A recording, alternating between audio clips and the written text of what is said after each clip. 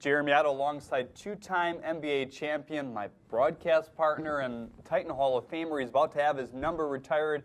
Earl Cureton, thanks for stopping by here today, Earl. Oh, it's my pleasure. I'm happy to be here talking to you. Well, it's a special, month for you. It's a special year for you, 2020. Did you realize, or did you think about, hey, maybe 2020 is the year that my number is going to be retired? Well, I really, I didn't really think about it. I was pretty excited when they told me, they were considering doing it. As a kid growing up here in Detroit, that's something that, you would dream about, and I had an opportunity to play here. I didn't play a complete 4 years here, but I came in and I didn't know if it was going to happen, but I'm extremely excited for it to have it happen. Yeah, just kind of taking you back to your career a little bit. You obviously didn't start here, like you said, but was your goal always to get back to Detroit in some capacity, whether it was here or somewhere else? Well, I wanted to come here. Actually, as a kid, my first college basketball game was coming to the University of Detroit. I was only like 6'4" when I was in high school, and I came Show me down. the picture the other day. Right. I came Where'd you down. put I had some friends bring me down to watch my first college basketball game, and it's Vital. I think he might have been in his second year here, and I was just mesmerized at the way they came out and they warmed up, and I remembered all the players, and so I had my mind set, but unfortunately I wasn't recruited to come.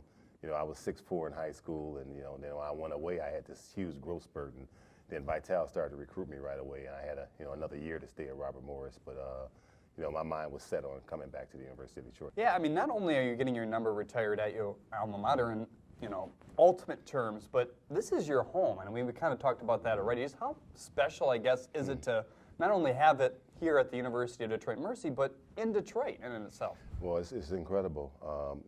For me, more than anything, it's the people that's already up there.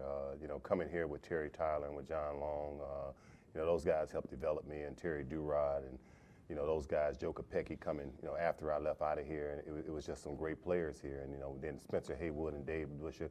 And a lot of people don't know that, Detroit Mercy's got so many great players that came through here and such a great history to the program. I think this is going to be an opportunity to try to let people know that we do have a lot of culture here, at the University of Detroit. So I'm sure you have a lot of favorite memories, maybe even some favorite memories as you've been the broadcaster for a long time here at Detroit Mercy as well. But, maybe pick one from broadcasting and pick one from your playing career.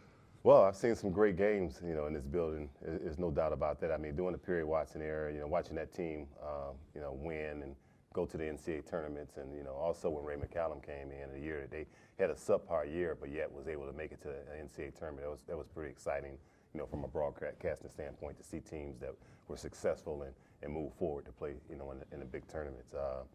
In terms of the playing career, I guess, playing here the year with my junior year here with Terry Durod, the big win over Marquette that was always been overshadowed by Vital's win over Marquette. But we did the exact same thing. And what's so ironic about that is that we won by the same score. Have you told them that? Here's your time to tell them that. No. The last second shot when Terry Durod hit the last shot on the buzzer, and in that span that week we beat an Oregon, we beat a Marquette, we beat a Georgetown, in a short period of time, and those are memories that that I'll never forget being here, at the University of Detroit. And I personally don't know this per se. I mean, I know bits and pieces, but what gave you the nickname the Twirl? Well, Vital always had a bunch of names for all of his players. When I got here, Tyler and Long with Thunder and Lightning, when he first saw me, and I give you my Dick Vital. We could have a nickname for you. What are we going to call you? What are we going to call you? What, the Twirl. We're going to call you the Twirl. Earl the Twirl. Earl the Twirl. So it was just like that. Just like that. That's how it came about. And it's been with me ever since. So, and everybody, asked me about baton twirling, and they said it was because it just, moves around the basket, that type of stuff. So he gave me that nickname that's been with me forever. It's one thing to, hey, yeah, your number's going to retire. You get that call, probably from Robert Bowles, the athletic director. But it's another thing to be on that day, be on the floor as you see your number rise up at halftime. Have you thought about what that might be like? Not yet.